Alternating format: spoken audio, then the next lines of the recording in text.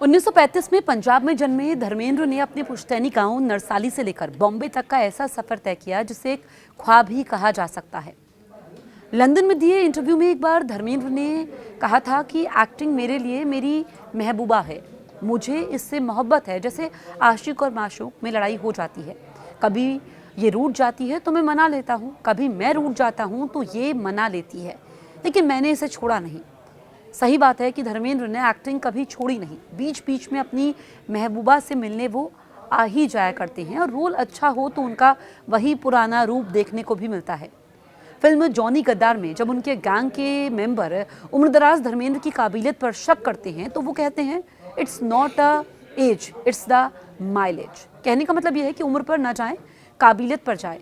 या life in a metro में जिंदगी के आखिरी पड़ाव में अपनी प्रेमिका नाफिसा ली के साथ चंद पल गुजारता मिस्टर अमोल, या फिर रानी और रॉकी की प्रेम कहानी का वो प्रेमी जो अपनी याददाश्त खो चुका है। कुछ देर के लिए ही सही वही पुरानी नफासत दोबारा देखने को मिली।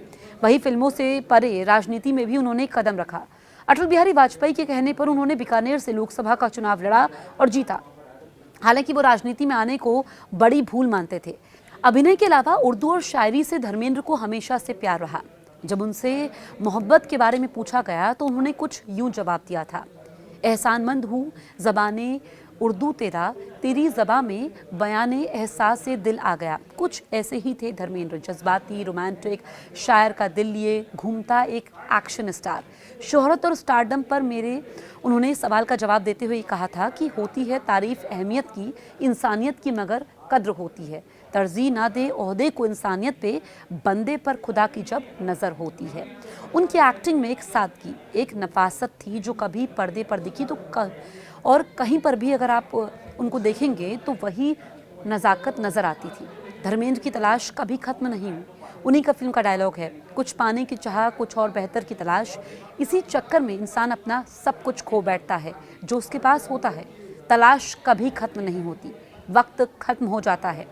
यह भी इत्तेफाक है कि धर्मेंद्र के चाहने वाले उन्हें आखिरी बार स्क्रीन पर देख पाएंगे जब दिसंबर में उनकी फिल्म 21 रिलीज होगी। भारत ही नहीं, पाकिस्तान में भी धर्मेंद्र के जबरदस्त फैन रहे हैं, जिसमें पाकिस्तान के पूर्व पीएम नवाज शरीफ भी शामिल है। धर्मेंद्र ने किस्सा सुनाया था, जब नवाज शरीफ भारत आए थे तो उनसे मुलाकात हुई थी। नवाज शरीफ ने बताया कि उनका परिवार गाड़ी से जा रहा था तो रास्ते में मेरे घर के सामने कार रुकवाई गई। उन्होंने अपनी पत्नी और बच्चों को बताया था, देखो ये है धर्मेंद्र का घर। धर्मेंद्र अपने एक्टिंग से तो मशहूर हुए ही, साथ ही उनकी दरिया दिली के किस्से भी उतने ही चर्चित रहे। लेखक राजीव विजयकर की किताब Dharmendra not just a he man ऐसे किस्सों से भरी पड़ी है। किताब में महेश भट्ट बताते हैं, फिल्म 2 चोर के सेट पर मैं बतौर सहायक काम कर रहा था। मैंने ठीक से निर्देश नहीं दिए थे, जिस वजह से ट्रक ड्राइवर की धर्मेंद्र की रेस्ट लोकेशन से दूर होटल में छूट गई थी। ये सीन हर हालत में सुबह सुबह शूट होना था, वरना निर्माता का बहुत नुकसान हो जाता। मैंने धर्मेंद्र को अपनी समस्या बताई। धर्मेंद्र ने बहुत हमदर्दी से मेरी बात सुनी। वो उठे, पास में एक ट्रक ड्राइवर था, उसके पास गए। धर्मजी ने उस ड्राइवर के पहने हुए मैले कपड़े उधार लिए। एक ड्रेसमैन की गलती को अपनी उदारता से उन्होंने ढक दिया। बचपन से शुरुआत करें तो लुधियाना के पास सानीवाल गांव में गणित के मास्टर थे उनके पिता, और वहां सिनेमा देखना तो बहुत दूर की बात थी। एक दिन चोरी छिपे दिलीप कुमार की फिल्म शहीद देखी, जो 1948 में आई थी। धर्मेंद्र ने ऐसा बताया कि था कि फिल्म और दिलीप कुमार ने उनके दिल पर गजब का जादू किया था। उनकी तकदीर जैसे उसी दिन तय हो गई थी। किस्मत भी शायद धर्मेंद्र का साथ दे रही थी। 1958 में फिल्म फेयर मैगजीन ने एक टैलेंट हंट की घोषणा की, जिसमें बिमल रॉय और गुरुदत्त जैसे दिग्गज शामिल थे। उस वक्त मलेरकोटला में नौकरी कर रहे धर्मेंद्र वहां जान मोहम्मद फोटो स्टूडियो गए और कहा कि बस कुछ ऐसा करो कि दिलीप कुमार बना दो और सिलेक्शन हो जाए। और हुआ भी वही। गांव का लड़का सिलेक्ट होकर बॉम्बे जा पहुंचा।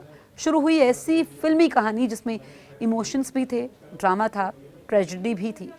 बिमल रॉय ने खुद धर्मेंद्र को, जिन्हें वो धर्मेंदु बुलाते थे, उनका पहला रोल दिया फिल्म बंदनी में। हालांकि बंदनी बनने में वक्त लग गया। इस बीच संघर्ष के दिनों में अर्जुन हिंगोरानी ने धर्मेंद्र को फिल्म दिल भी तेरा हम भी तेरे के लिए साइन कर दिया। 1966 में आई फूल और पत्थर ने धर्मेंद्र को सोलो हीरो के रूप में पहचान दिलाई। फिल्म का एक सीन है जब गुंडे शराबी के रोल में धर्मेंद्र एक भिखारी और विधवा पर अपनी शर्ट उतारकर पहना देते हैं। उस वक्त किसी हीरो की ऐसी बॉडी नहीं थी। इस फिल्म में ही ही मैन की पहली झलक देखने को मिली और धर्मेंद्र को फिल्म फेयर में पहला नामांकन। 60 के दशक के आखिरी तक आते आते धर्मेंद्र सफलता की सीढ़ी चढ़ने लगे और उनके लिए मुकाबला उस वक्त हालांकि कड़ा था जब 60 के दशक में वो शुरुआत कर रहे थे तो शम्मी कपूर का पूरा जलवा था। 1970 आते आते राजेश खन्ना नाम का तूफान आया और जब वो बुलंदियों को छू रहे थे तो अमिताभ बच्चन नाम की आंधी आई। लेकिन इन सब के बीच धर्मेंद्र शायद अकेले एक्टर होंगे जो 60 से लेकर 80 के दशक तक हिट मशीन की तरह टिके रहे।